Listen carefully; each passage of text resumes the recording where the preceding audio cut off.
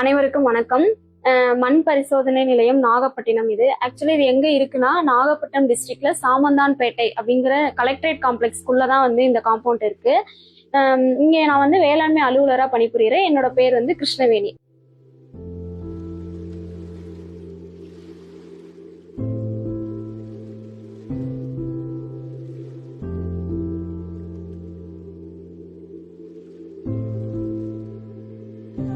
ஆக்சுவலா நாங்க இங்க என்ன பண்றோம் அப்படின்னா மண்ணு பாசன நீரும் பரிசோதனை பண்ணி தரோம். இதுல ஒரு ஸ்கீம் இருக்கு, NADP, அதாவது தேசிய வேளாண் வளர்ச்சி திட்டம் அப்படின்னு சொல்லுவாங்க. அந்த ஸ்கீமுக்கு கீழே சாயில் ஹெல்த் அண்ட் ஃபெர்டிலிட்டி அப்படின்னு சொல்லி ஒரு காம்போனன்ட், அந்த காம்போனன்ட் கீழே தான் நாங்க இங்க வந்து அனலைஸ் பண்ணி தரோம்.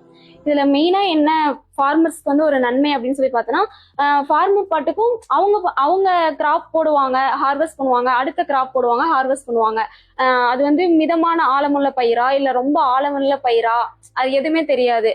அவங்க பாட்டுக்கும் கல்டிவேட் பண்ணிட்டு இருக்கப்ப மண்ணுல இருக்க சத்துக்கள் ஃபுல்லா குறைஞ்சிக்கிட்டே வரும். அது குறையுதா இல்ல அடுத்து உரம் போட்டுட்டே இருக்கப்ப மண்ணோட தன்மை வந்து மாறும், மண்ணெல்லாம் மலட்டு தன்மை வந்து அதிகமாகும். அதுக்காக தான் இப்படி கவர்மெண்டே ஃபார்மர்ஸ்க்கு அவேர்னஸ் இல்லை அப்படிங்கிறதுக்காக கவர்மெண்டே ஒரு ஸ்கீமை இம்ப்ளிமெண்ட் பண்ணி இந்த ஸ்கீமுக்கு கீழே உதவி வேளாண்மை அலுவலர்கள் பிளாக்ல வந்து இருப்பாங்க.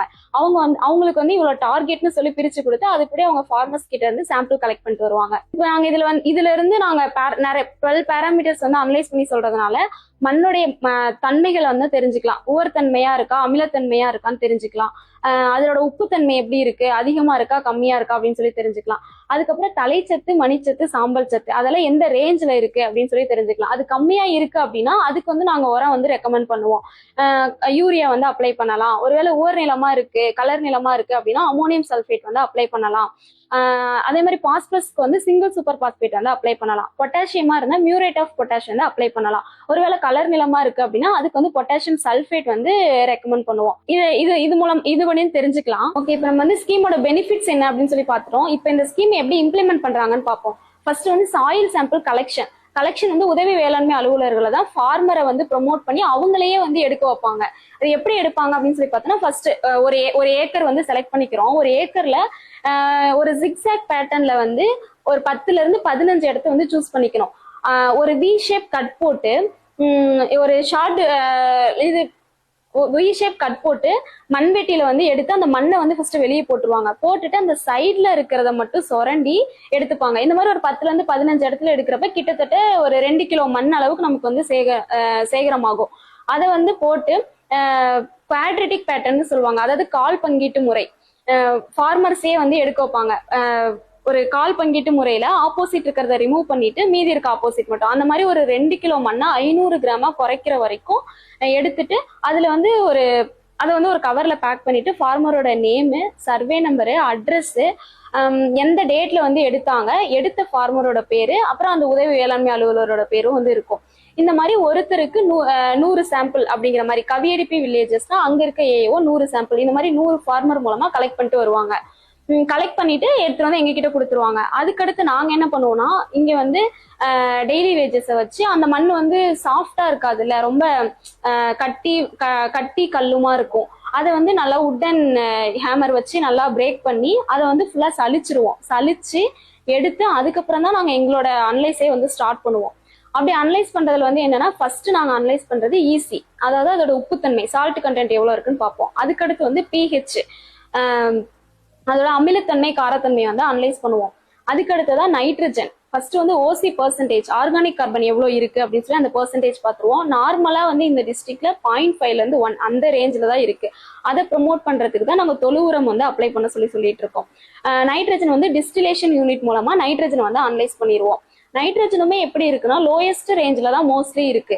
இப்போ வந்து ஒரு 2 இயர்ஸா தொடர்ந்து இப்படி பண்றதுனால ஓரளவுக்கு வந்து ரேஞ்ச் இன்க்ரீஸ் ஆகிறது எங்களுக்கு தெரியுது. சாம்பிள் வருது இல்லையா, அதை பாக்குறப்ப தெரியுது. முன்னாடி இருந்ததுக்கும் இப்ப இருந்ததுக்கும் நைட்ரஜனோட கண்டென்ட் வந்து அதிகமாயிருக்கு.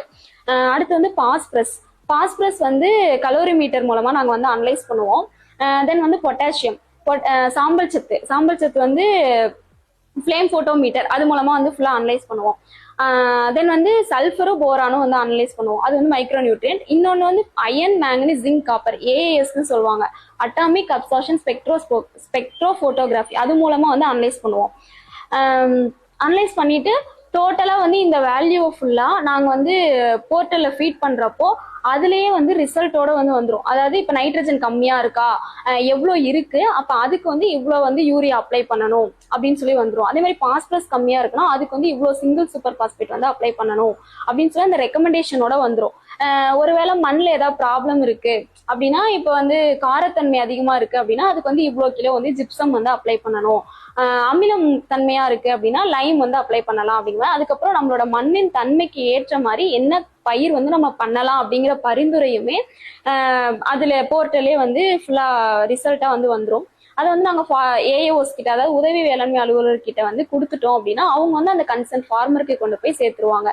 இது மூலமா அவங்க வந்து என்ன அவங்க மண்ணுக்கு இந்த பயிர் தான் ஏற்றது அப்படின்னு சொல்லி தெரிஞ்சுக்கிட்டு அந்த கிராப் போடுறது மூலமா அவங்களுக்கு இன்கமும் அதிகமாகும், ஈல்டும் வந்து நல்லா இருக்கும், மண்ணோட தன்மையும் வந்து மாறாம சீரா நல்லா இருக்கும். ஒரு ஸ்கீம் வந்து இம்ப்ளிமெண்ட் பண்ணி விவசாயிகள் வந்து பயனடையணும் அப்படிங்கிறதுக்காக இவ்வளோ உழைக்கிறாங்க. இதுக்கு பின்னாடி வந்து ஒரு ஏஓ இருக்கட்டும், ஏஓ டெய்லி வேஜஸ்ல இருந்து அவ்வளோ பேர் வந்து உழைக்கிறாங்க. அவ்வளோ வந்து நாங்கள் அனலைஸ் பண்ணி உங்களுக்கு பரிந்துரைகள் வந்து தரோம், அதை வந்து ஃபாலோ பண்ணி பயனடையணும். இந்த மாதிரி ஒரு ஸ்கீம் இருக்கு அப்படிங்கிறது வந்து எல்லா விவசாயிகளுக்கும் தெரியணும், தெரிஞ்ச அனைவரும் வந்து பயனடையணும் அப்படின்னு சொல்லி கேட்டுக்கிறேன்.